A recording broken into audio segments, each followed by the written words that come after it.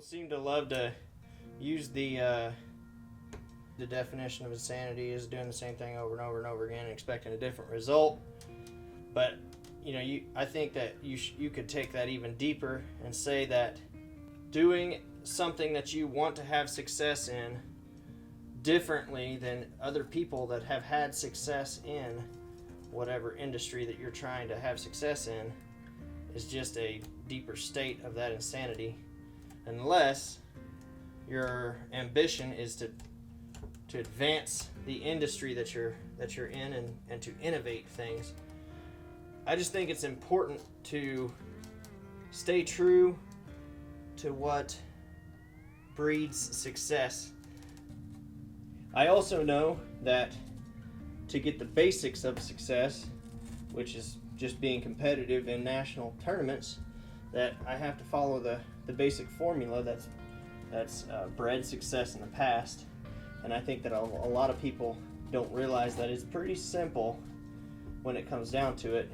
It's just work hard, make sure that you have good discipline, and you follow the work schedule that you put in place based off of past successes of other people, and that's pretty much it, and sacrifice. It's a lot of sacrifice.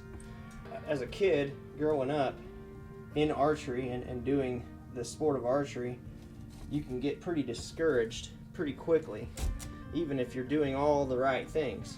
I think it's really important to teach kids that if they're trying to do archery professionally, that their body's going to change. Somebody that's going through growth spurts and going through things that caused my vision to change. It caused my the way that I see things differently. As you grow, things that look big now look smaller, and you don't realize that when you're young. You just think that that you just aren't very good at things anymore. And that's what happened to me. As time went on and as I grew, judging yardage, that slipped away from me pretty quickly, and I didn't understand why. I just really kind of, seeded self-doubt in myself and depression and everything else, because the thing that I used to be good at, what I found my identity in, it's really what it came down to at the time. I had my identity was in archery, and which isn't good, but that's the truth. And I found my identity in that, and it started slipping away from me, and I didn't know who I was. And so I think it's important to teach kids that are trying to make themselves successful in this sport or any industry, like I said, that if your body changing is going to affect it, to teach them those things, because that was a big setback for me. And two, to teach them to not have identity in the things that they profess to be a profession.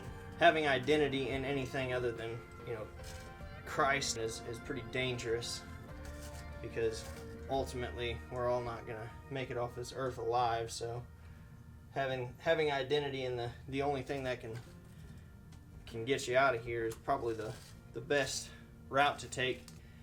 Just throwing it out there to parents, I guess, to inform your kids that things aren't going to stay the same in their body, and their body's going to affect the way that they perform in it for a short period of time. Probably multiple years at a time, probably 4 to 5 years until they get to the point where their body's done growing. And if they can get through that, especially if you're judging yardage, doing something like that in archery, where you're judging yardage, it's essential to know that information, because if you don't, then you have no idea why your performance has decreased. And so just knowing that that's not going to be a constant in your career is pretty encouraging, and I think that it would help a whole lot of teenagers out that are going through that. And I wish that I would have known that when I was young, because it might have kept me in the sport longer, and had me where I need to be as far as success. But at the same time, I'm happy for the path that I've been led to take. So just throwing that out there for everybody.